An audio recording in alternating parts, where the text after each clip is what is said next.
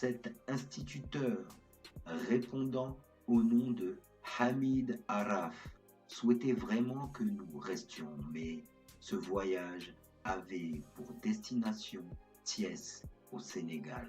Ce coup-ci, nous ne sommes pas attardés car le transit du véhicule et l'étape mauritanienne étaient notre préoccupation principale. Toutefois, dans le sud de la France, il y a la possibilité de prendre directement le ferry avec son véhicule vers le Maroc via Nador, Tanger ou même Ceuta. Les montagnes en face, les grands espaces, la beauté, l'oasis quoi. Derrière le portail, la parcelle est bien grande. Il y a de l'espace pour plusieurs véhicules et même des camping-cars. Il y a des robinets d'eau et du courant. Nous y passons la nuit. Lorsque vous convoyez un véhicule d'occasion en Afrique, sachez que les mécaniciens du Maroc et du Sénégal sont des magiciens. Et si vous avez des petits arrêts de temps en temps, n'hésitez pas à demander leurs compétences pour toute vérification, dépannage ou entretien. Et le lendemain, après avoir été au repas du mariage, nous passons chez Salam. Oui, parce que tout le monde l'appelle comme ça. Oumar a pour surnom Salam.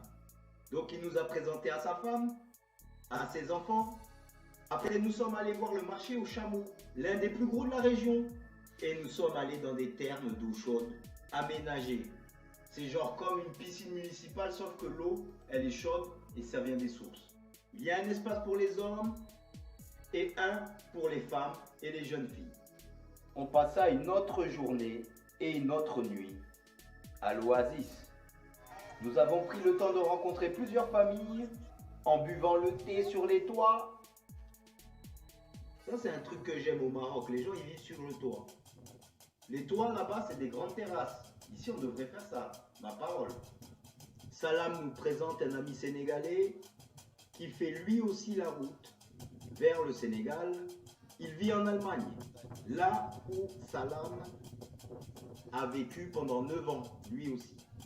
Certains tronçons, selon l'état de la route, le côté droit ou gauche n'est pas toujours respecté dans le sens de circulation. Et de jour comme de nuit, les appels de phare servent souvent à prévenir que quelqu'un arrive en face. Un panneau délimite le point de stop, où l'on doit attendre que l'agent vous fasse signe dès qu'il en a fini avec le véhicule précédent.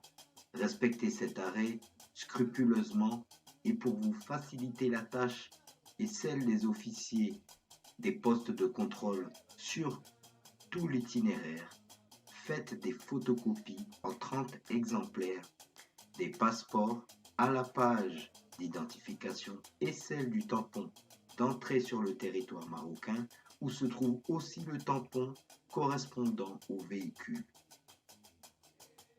Faites des copies du permis, de la carte grise, de l'assurance, du contrôle technique. Vous les agrafez ensemble et à chaque passage à un poste de contrôle, vous vous épargnerez la plupart du temps de sortir du véhicule pour remplir de la paperasse. Vous n'aurez qu'à déclarer que votre destination, voire votre provenance. La police royale marocaine est très bienveillante envers les transitaires, car de nombreux touristes étrangers du monde entier l'empruntent tous les jours de l'année. L'axe Tanger-Dakar est maintenant une route quasi discontinue. Cependant, la traversée nécessite pas mal de préparation pour pallier aux imprévus. Au pire des cas, si vous tombiez en panne, votre véhicule trouverait preneur sur place ou assistance. Il faut être un peu aventurier et pas trop pressé, sinon le voyage, qui est long et un peu éprouvant, ne sera pas de toute réjouissance. Prendre son temps est un des meilleurs moyens d'apprécier chaque étape qui nous rapproche de notre destination. Lorsque vous roulez au Maroc vous pouvez le faire avec votre assurance française. Cependant, à l'entrée de la Mauritanie, il vous faudra prendre une assurance mauritanienne, obligatoirement, sauf pour ceux qui ont déjà fait des démarches au préalable auprès de l'ambassade mauritanienne pour avoir tous ces documents avant le passage au PK55. Arrivé au Sénégal, c'est pareil, vous devez prendre une assurance locale pour rouler. Vous pouvez prendre une semaine d'assurance autant que 15 jours, un mois ou plus. Pour la Mauritanie, cela peut coûter au minimum 30 € pour quelques jours d'assurance. Mais vous devrez payer au minimum aussi 60 € si ce n'est pas 100 par personne pour le visa. Le visa est maintenant délivrable sur place. Je vous conseille de prendre un passe avant, c'est-à-dire qu'au lieu qu'un soldat mauritanien vous conduise votre véhicule à l'autre bout du chemin vers la rive du Sénégal, ce papier vous sera demandé à chaque contrôle, mais vous permettra de circuler dans le pays. Nous descendons à Dakhala. Une ville éclairée et vivante au bord de la mer, très agréable avec des hôtels très bons et très bon marché. Nous y avons passé 3 nuits, une dans un hôtel du centre-ville, une autre dans un hôtel au bord de mer et la dernière nuit, nous l'avons passée chez l'habitant. Une famille de Sénégalais qui vivent ici.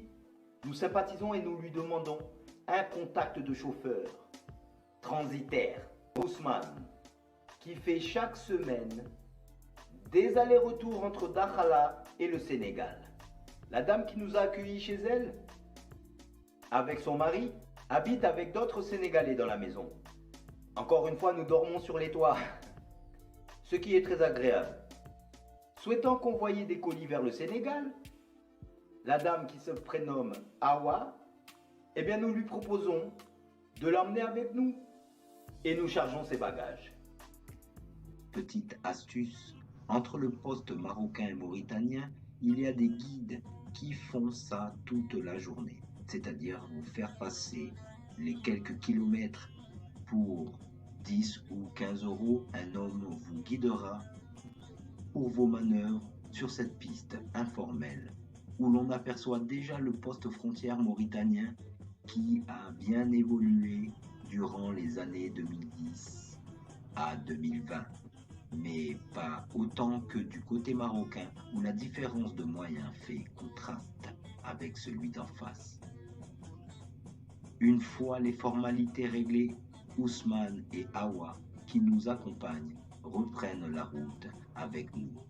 Nous ne passerons pas à Nouadhibou, nous roulerons jusqu'à la nuit pour rejoindre Nouakchott. Objectif, atteindre le fleuve Sénégal par la ville frontière de Rosso. Dernière étape du Sahel, avant Dakar.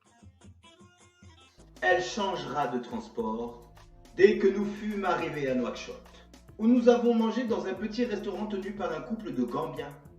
J'avoue, le fait que je parle couramment Wolof, ça m'a bien aidé dans ce voyage. Oui, parce qu'en Mauritanie et dans le sud du Maroc, ainsi qu'en Gambie, les gens, il y a beaucoup de locuteurs de la langue Wolof. Je vais vous dire un truc de nouveau. On a passé la nuit sur les toits, encore. Bon, c'était aéré, il y avait des moustiques, mais au moins on était invités. Et Ousmane avait conduit la voiture de Dakhala jusqu'à ici, Nouakchott. Depuis le matin tôt, on a dormi jusqu'au petit matin et on a filé vers Rosso pour prendre la barge qui nous fera traverser le fleuve Sénégal Et atteindre ses rives. Mais à partir d'ici, c'est une autre histoire. Merci pour votre attention. Cliquez sur la cloche de notification. Partagez, likez. Une vie ne suffit pas pour apprendre. Salam alaikum à tous.